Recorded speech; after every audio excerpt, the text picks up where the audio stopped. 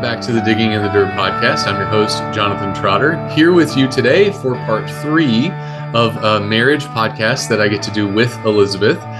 Now, we recorded this podcast back in 2020 during the beginning of the pandemic. And this one, part 3, is about sexuality and married sex. So we're going to just dive right in, and we'll look at a bunch of tools and resources and books and ideas. And I'm excited because people often hear me talk about stuff like this, marriage and even sexuality. They don't often get to hear Elizabeth talk about it. And I think it's really important to hear sort of both halves of a couple talk about this important issue. So join with me, and we'll transition over to the recorded podcast from 2020 with Elizabeth. Welcome, and I hope it's helpful. Hey, welcome back to the Trotters for One podcast. This is part 3 of a series on marriage, where we're going to be talking about sex, marriage sexuality, and all that fun stuff. So we are sitting in a car still by a pond in Missouri during a stateside service in the middle of this COVID-19 craziness. But we're not talking about that. We're talking about something a little bit more fun, but it's also a bit more scary. Not more scary. It can be very scary, though, and intimidating for people. So, hide your kids, hide your in-laws. Yeah. I want to talk about sex, sexuality. On our show notes, we will also put a bunch of links in, because there's a lot of research that we've come across from Christian sex therapists and just secular research on sexuality, on women's pleasure. So we'll link all those books. We don't have to say the names of them. Emily Nagoski, I'll just say, Come As You Are, is a fantastic one. Anyway, so why don't we just jump in? Okay. Well, first off, I also want to say, Elizabeth and I have both written a bit about sex. One of my recent articles on A Life Overseas was called Sex and the Married Missionary, where I address some of the challenges of home assignment and things. Yeah. So Elizabeth, you've written a lot about married sexuality as well. Yes, and we're specifically talking about sex for married couples because this is our marriage series. Right. Because we are not extensively versed in how to manage sexuality while single because we were very young when we got married. So that's really valid somebody topic, else who has more expertise in that needs to talk about that. That's not true. That's not good point. Our point of view. But this is a series on marriage, yes. so we will keep it limited to that. It's warming up in Missouri, so we're going to try to roll down the windows a little bit. Hopefully that is okay. Also want to mention Elizabeth a couple years ago published a book, kind of a self-published book called Hats. You published it. I published it, but it's all your stuff. Yeah. Reflections on life as a wife, mother, homeschool teacher, and missionary. And it's got a lot of her articles on sex in it as well. You can pick that up on Kindle or whatever. Put the link in the show notes. Okay, so why is sex important? Because, I have an answer, but what's your? Well, okay, so sex is important because God made us with these bodies, and sometimes in Christian culture we get this idea that like our minds and our hearts are higher. It's really more of like a Greek Platonic view of like the body is not important, but or that like all sin comes from the body rather than right. I sin plenty in my mind, but where I come from with that is if God didn't want us to have bodies, He wouldn't have given us bodies. So the fact that He gave us bodies means there's something important about that, and He gave us bodies that are capable of intense sexual pleasure. So. It's an important thing to talk about. It's also an important part just chemically, physiologically. It's an important part of bonding between a husband and wife because there's all these different like chemicals in your body that get released during sex, and God designed it that way. I mean, He also designed mothers and babies to have different chemicals released during nursing that helps with bonding. So that's just, we have bodies and that's how God made us. Yeah, I mean, I think it is addressing, or it's sort of making room for the idea that God gives good gifts, and this is one of those gifts. And also, it's just fun. And it's somewhat protective and can be somewhat nourishing. it is nourishing for the soul of both husbands and wives. And I don't buy the idea that husbands give love to get sex and wives give sex to give love. If that's the case, I think that's really, really sad. It's very simplistic. It's very simplistic, but it also, I don't think, recognizes the reality that men are extremely emotional creatures as well. Even if you don't see it, you might not see it because their culture has shown them that they're not supposed to be. But in all the research I've seen, men have so many fears and insecurities around sexuality. It's not just a women's thing to sort of, have hang-ups around sexuality. When I speak with husbands and wives in the counseling room, sexuality comes up all the time. And sometimes it's fears and insecurities on the guy's side, sometimes it's on the woman's side. Elizabeth has written some about how it's very common for the wife to actually have higher sex drive than the husband. And there's no allowance made for that in most people's minds. They don't know that that's possible at all. And so both people end up being very ashamed of that. So anyway, we just want to talk about these things while at the same time recognizing that if there's been past trauma, if there has been, big negative experiences around sexuality, that's going to come out in marriage sexuality. And if you feel like you need to talk with somebody about that stuff because there's past trauma or anything like that, then really see that you are worth it and see that this area of your life is worth it, and find the help that you need. You don't have to suffer in silence, really. Yeah, sex can be a place of great pain. Absolutely. And many people experience it that way. It's not just, I think, a small percentage of people. Many people have difficulties, so right. There's nothing the matter with you if that's happening to you right now. Right. So we mentioned the vortex of terror before, but that sexuality and negative sexual experiences can trip that vortex into motion. So one thing that I will just mention here, one researcher from the States, a sex researcher, found that even in couples who say, they say that their sex life is like top notch, so mutually satisfying sexual relationships, they still only, what's the percentage? They still only have 80%? 80% of their encounters, their sexual encounters, are mutually enjoyable. That means one person has had maybe not a great time in 20% of their experiences. So that's in that's the top level. You're still only getting 80%.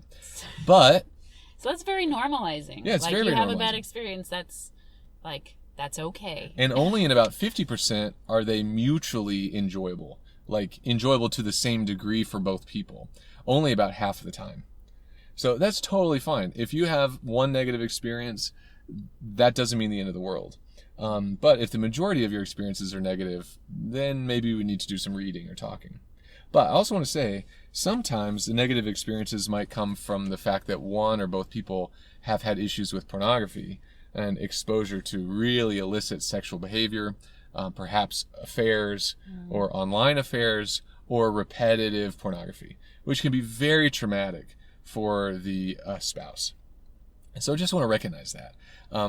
Where we're going with this conversation is sex in sort of in a positive way, because sex, I think, should be and is capable of being an extremely positive thing for Christian husbands and wives.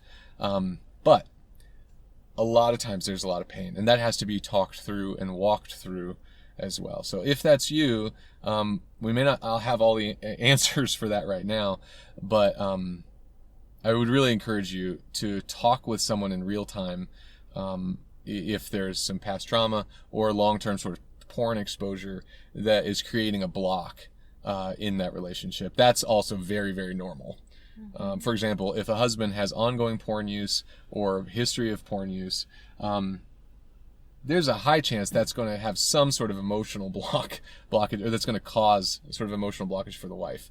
That doesn't mean the wife is broken. It may mean the two of you have some stuff to work through. Different things to work through for sure, but some things to work through. Yeah, and I just want to note here at the beginning that sometimes sexual issues are caused by medical issues.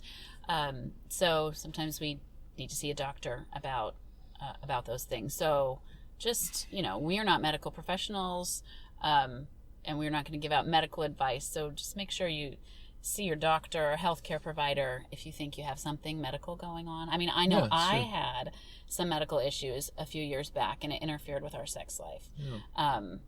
So just going to put that out there. That's a good point. And some medical issues are more obvious than others.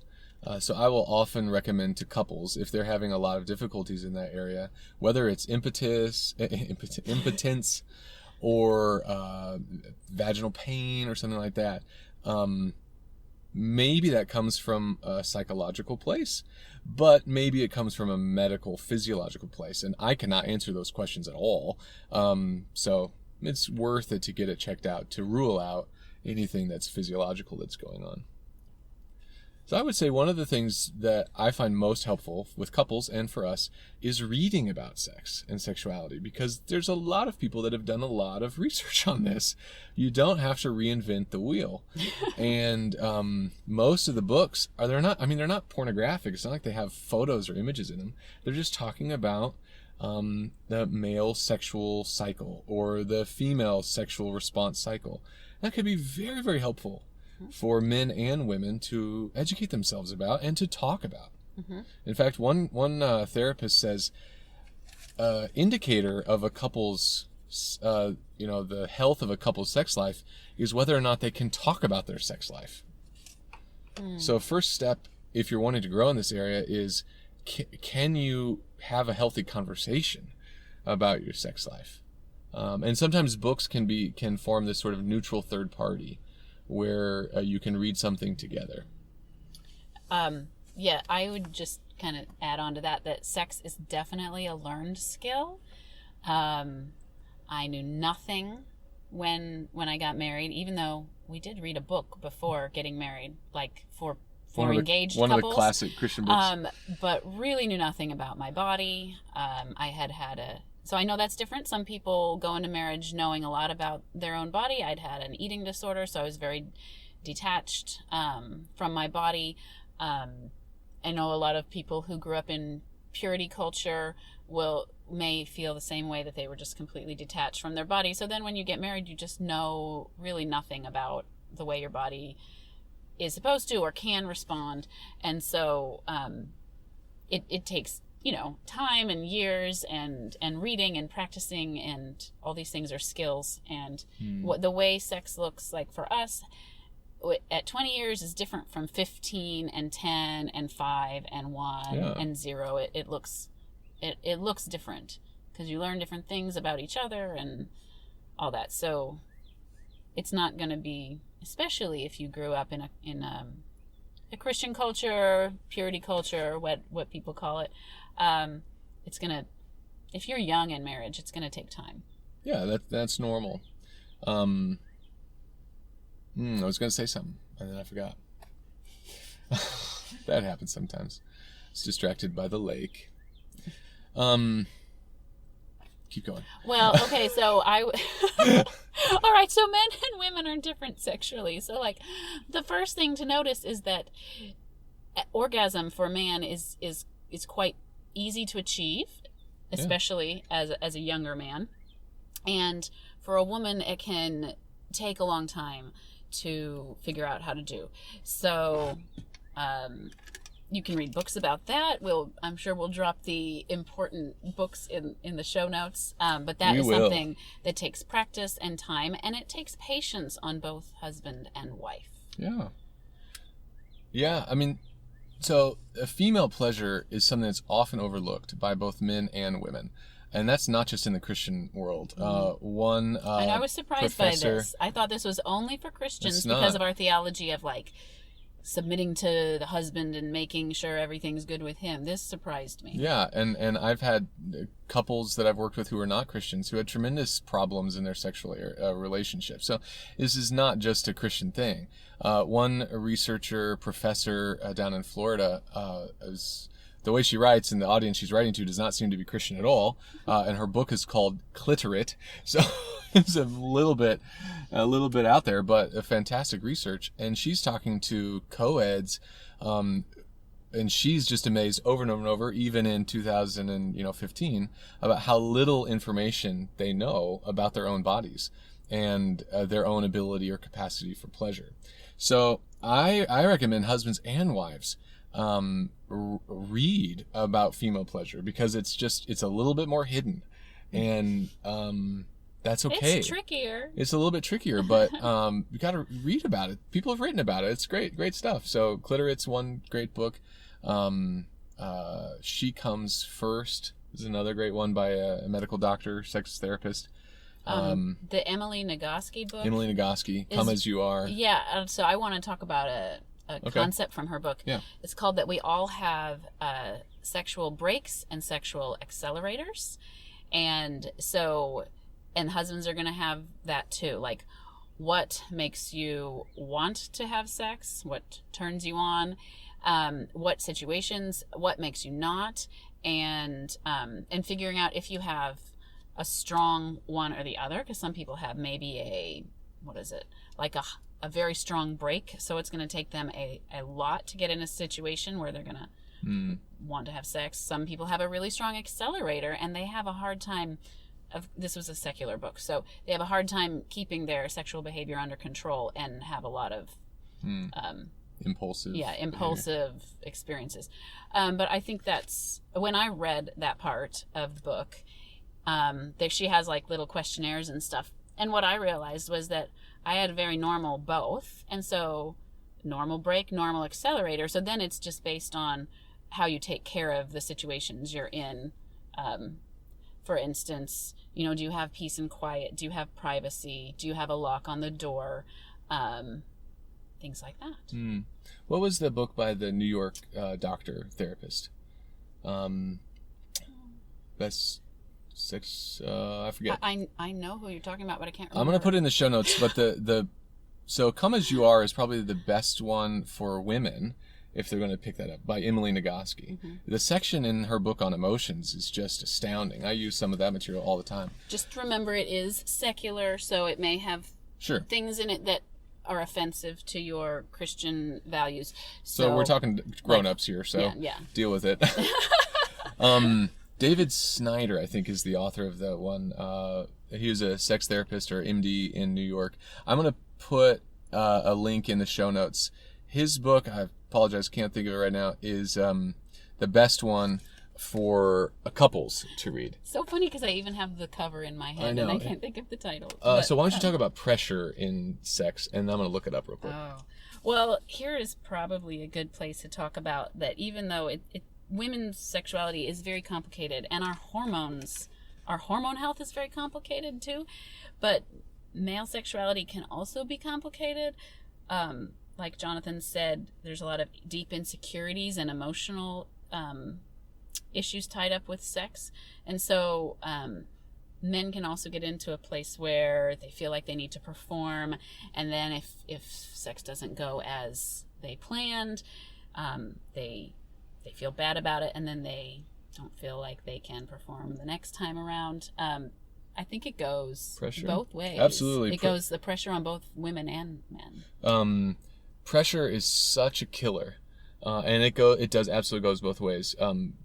Men and women both feel pressure, and are very sensitive to pressure in the sexual relationship, but also men and women give pressure, especially if their deeper fears and things are being tweaked. Oh, I found it. It's Love Worth Making by Dr. Stephen Snyder. It's probably the best one that I've read. That's just overall the approach to love making. And he says, as a sex therapist, most sex therapists spend most of their time convincing people to think less about orgasm and more about one another and pleasure in general. So that's a great one. Love Worth Making by Dr. Snyder. Okay, well, we're going to wrap up in a little bit, I guess. We're going to talk about one other thing. Yeah, about the question. About the question. The question we were given is, well, what about home assignment? What about when you're sharing rooms with kids, or when you're in other people's homes? This is so hard. It's so hard. Just reading the question made me, I just just made me sad. I'm like, I know this is so hard, especially if you are traveling and you all have to stay in the same room for like months on end. That's Yikes. very, very tricky. We are blessed right now. We live in my parents' basement, so we have a room with a lock. Yay.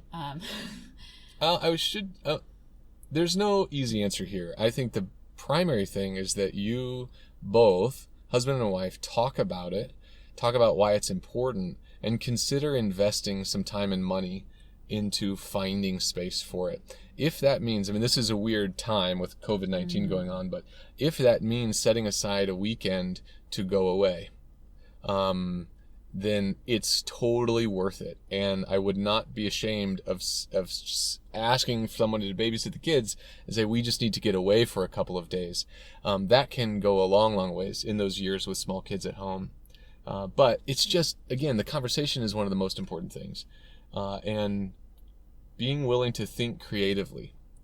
Also, I think recognizing that sexuality is way bigger than just intercourse.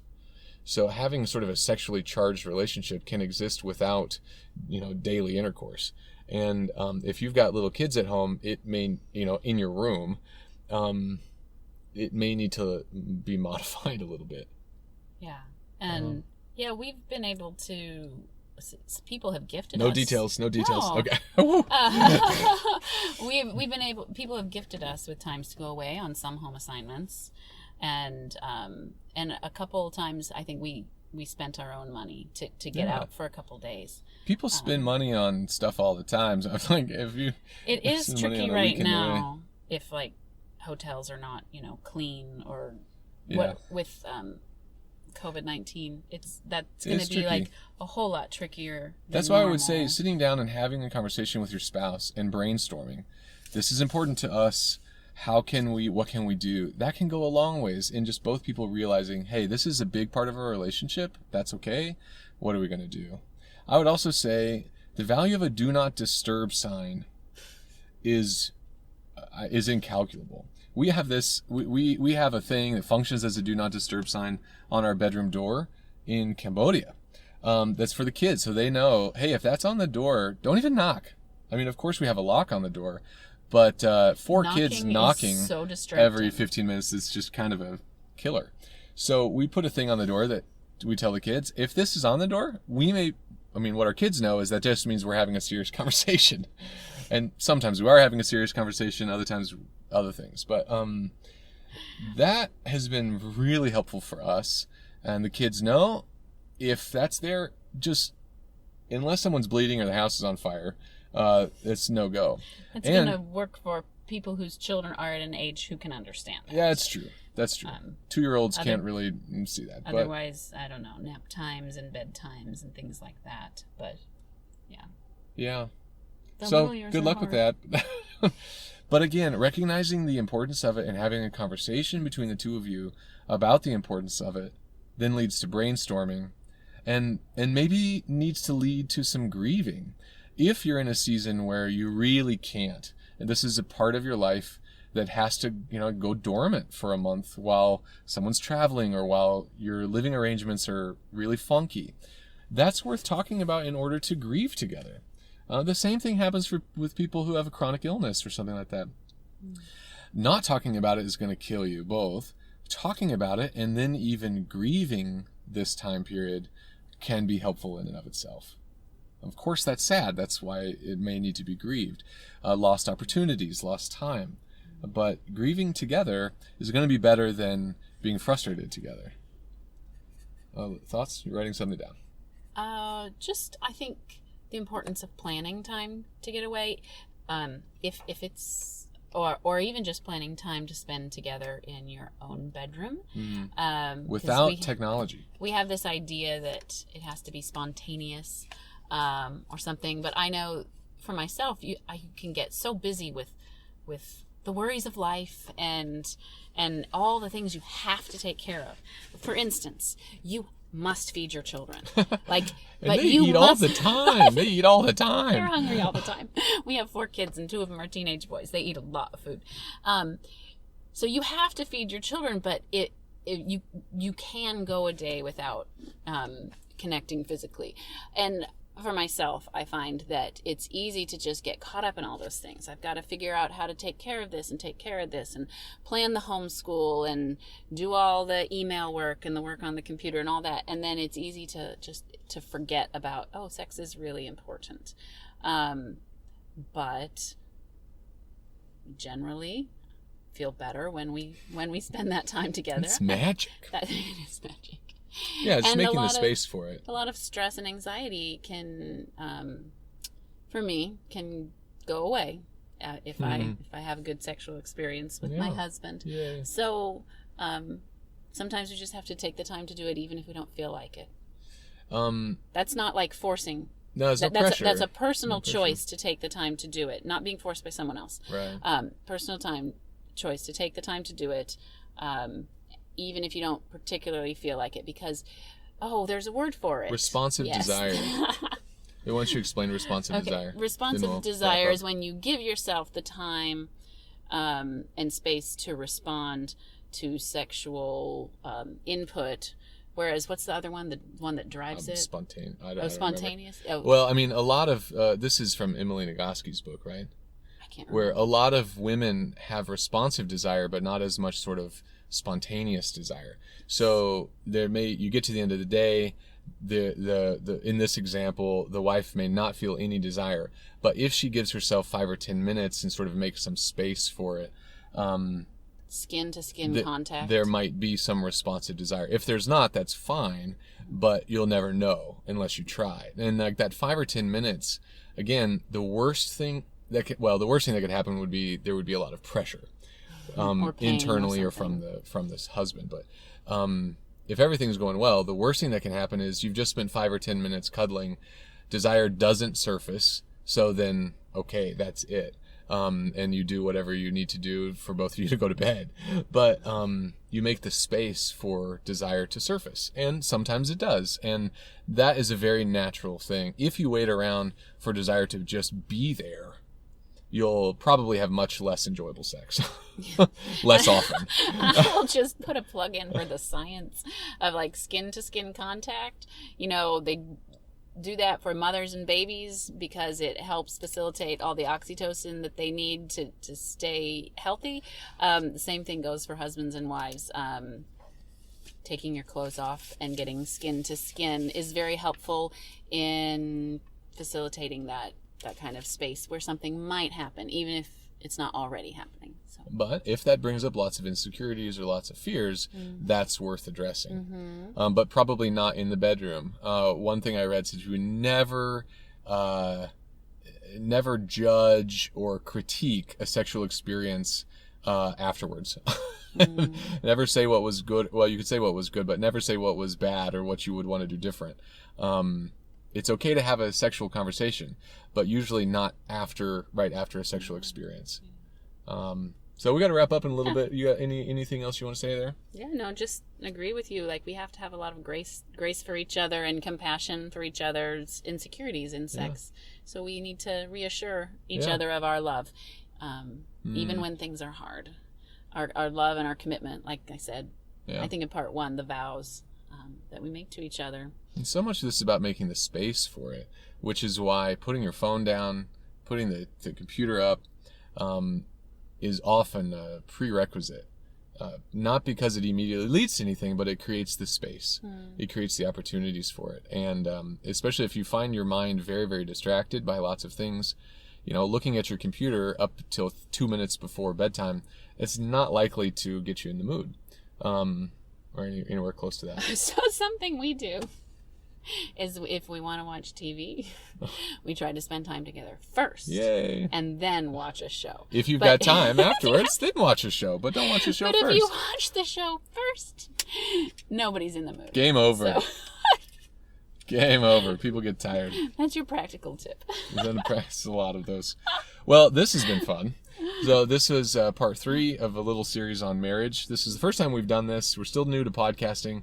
Let us know if this works for you. That sounds weird. Or if you have more specific questions you want us to address. Yeah, shoot us an email, a comment, or whatever. All the contact info is on the website, trottersforone.com. Find us on Facebook, or our Facebook page is Trotters for One.